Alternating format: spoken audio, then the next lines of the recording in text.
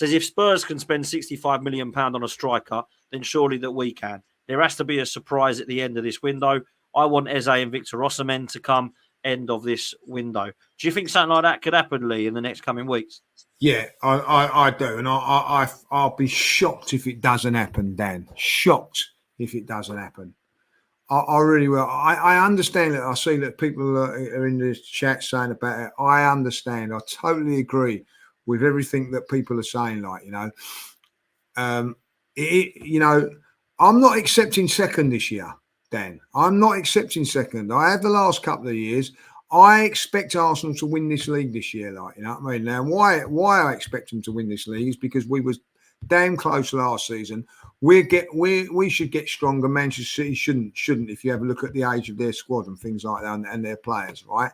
Like for instance, De Bruyne can get no better than what he is, even though he's fantastic. Odegaard can. All of these players can. So I get that. So I'm there at the end of it, like, Now, if they don't go and buy nobody, there's my excuse. You had the opportunity to go and buy somebody and you didn't. Like, you know what I mean? Like, and that is the ultimate there. I just see someone in the chat say seconds failure.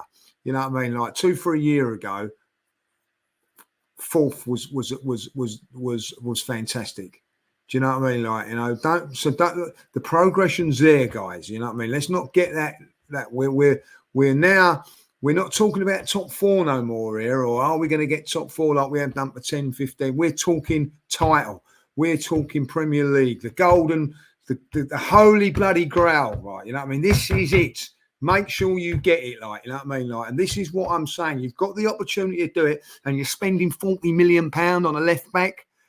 That is why people are going to get angry, Dan, and going to get frustrated. And I get that completely.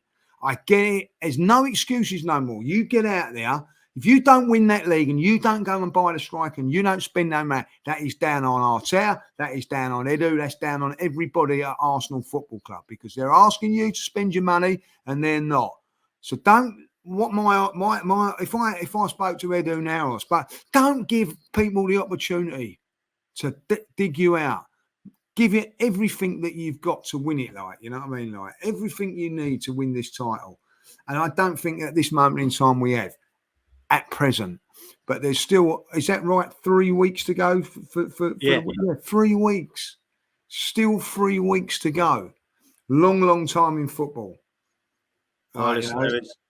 So, at the end of it, we've still got a very, very good team. We've got a very, very good team to get us through 3 weeks to the transfer window. I get it. But let's just take a little chill pill at this moment in time. I honestly believe, putting me nuts on the line here, like, you know what I mean? I do believe that we will sign a big one. When Edu comes out and turns around and says, be patient, we'll be happy at the end of the season, at the end of the transfer window, I'm going to believe that. I'm going to believe that. And back it, because at the end of the day, they've not let me down in the last few years. They haven't done, like, you know what I mean? Like, we've got some fantastic players in our football club at the moment. Look at the team we've actually got. That's been built by Edu and that's been built by Arteta. You look at it. I didn't agree with the Raya one, but you know what I mean? We've got two fantastic goalkeepers at the moment. Ben White, £50 million. Everybody said that was a lot of money at the time. Now it's a bargain. Saliba, bargain. Gabriel, bargain. Shinchenko, like, looking like he's back to his very, very best at this moment in time. We don't really know about Calafiori, but then you go into the midfield, Declan Rice, but Martin Odegaard, come on. You know what I mean? Like, Kai Havertz produced. Listen, there's a lot of, like, people will turn around and go, oh, there's a few mistakes along the way. There is. But Arsenal have built a very, very good side at the moment. But there is an argument, is it good enough to win the league? I don't think it is, Dan, at this moment in time. Even though it's a very, very good side, if you're betting on winning the league this season, I'm not. But if you was to bring in Eze and a centre forward, or even just Eze, just bring in Eze. Just say that's the only one you bring in, Dan, right? Yeah. Right? I think you're in a better position to win the league than what you are now. That's my opinion. That's my opinion too. I think Eze and Gyökeres are the two that I said that I would like But it looks like, Lee, we're linked with a winger that is not Eze. At the moment, the one that is being linked with Arsenal is Kingsley Coman over at Bayern Munich. Obviously, they've brought in Elise. They've got already Leroy Sané and Serge Gnabry and Musiala and other attacking midfielders.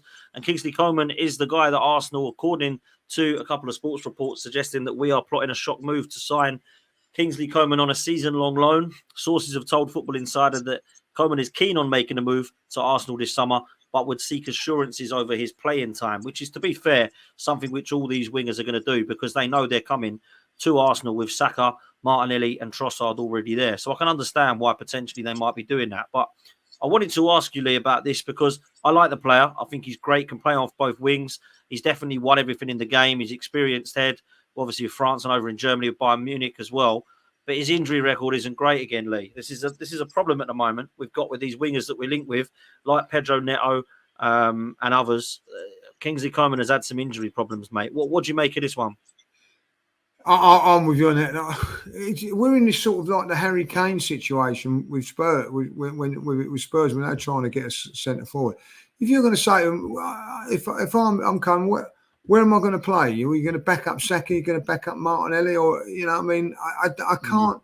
You come in as a backup, like, or a player that's going to, you know, you can't be guaranteed a start. I even think if you was to get a centre forward like £80 million, I don't think you're guaranteed starting then. So it's difficult. It's not for me, if I'll be really honest. But and I'll tell you why it's not for me, because I think if you're going to be a backup, I'd rather have someone that's going to develop and be an in and out one, so there ain't causing no problems. I think like Trossard at the moment, like I think it's fantastic, but he's causing problems for Arteta in a nice way. Do you know what I mean? Like, I don't know if Arteta can have that on the right hand side as well as the left. I don't know. Like, you know, I don't know. At the end of the day, wouldn't it be better to go and spend big on a midfield player or a striker, and then say to Jesus, or even Martinelli, you're going to have to cover the right hand side at times? Why? I think that's a better solution, Dan. I really do. Jesus has played there. Martinelli can play there because he cuts in on the left. I don't think it's not as good as Saka, but you know what I'm saying, like, and also then it just makes it a little bit easier for Arteta. I don't know. Yeah, I mean, I personally would go for a striker over it, over a wide man, because then obviously Jesus can play there. I'm just adding up his injury record, and it doesn't look great, if I'm honest with you. In the 152 days between January and June, he has played. Let me add it up. He has only been available for 50 of those days. So that just shows you. So between January and June, he's had knee medial ligament tears, muscular problems, adductor injuries, which has kept him out for 50 days between January and March, 4 days in April, and 48 days across April, May, and June. That is poor injury records, man. That is poor. He's only 28, but that is a massive risk. Massive risk. See, like, you know, someone just said in the chat that you know what I mean, we need a replacement for Saka. Like, are you stupid, right? You know what I mean, right? So, how many games do you think Saka should play next season? Out of the 40 games, out of 38 games, 50. Say out of 50 games. Premier League. We're just talking Premier League. Or how many games in the Premier League do you want him to play? I'd like him to play between 28 and 30 still. 30. If he's fit for every single one. So you want to bring a £50 million player in to play 8 games. 8 games. This is what we've got. This is the problem that you've got. You know what I mean? Like, at the end of the day. So when people say, wouldn't you prefer to have Jesus playing those 8 games? You know what I mean? Like that. You know what I mean? Is what I'm saying. Like, you know what I mean? If we can only get one, I would say we've got to go and get a striker, because Saka and Jesus can play there. That's my thing. You know what I mean? That's my thing. You know what I mean? I'm not saying we don't go out and get anybody. I'm saying, like, I get what I totally get what you're saying. I totally do. If for me, I'm going, get out there, get a striker, and then you can put Jesus out there, or if you play a left white, if you go and buy a left white player, you can put Martinelli out there. That's all I'm saying. Like, you know what I mean? Like, it's very, very difficult on there.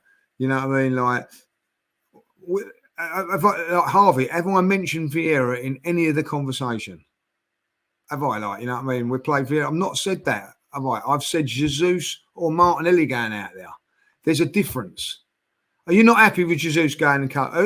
You know, I asked a question in the chat. If Jesus was to cover Saka, is that not a bad thing? He's done it for Manchester City. I'm not saying it's ideal, but what I'm saying is it's better than that's all I'm saying. Like, you know, and I think what we're saying is, in a nutshell, if we can only afford one, it's got to be a striker because we have cover for Saka with Jesus. At the moment, the reason that Jesus isn't covering Saka is because he's covering the striker role. So if we got a striker in, we would have that striker and Havertz, and then Jesus as the third choice, or even Trossard, and then Jesus can be the cover for Saka and start some of the games. That's what I think we're saying. For me, I would love to get both because Eze and Gyökeres, the two that I want, Eze is versatile enough to cover a number of positions, including the right winger role, and Gyökeres is the striker that I want.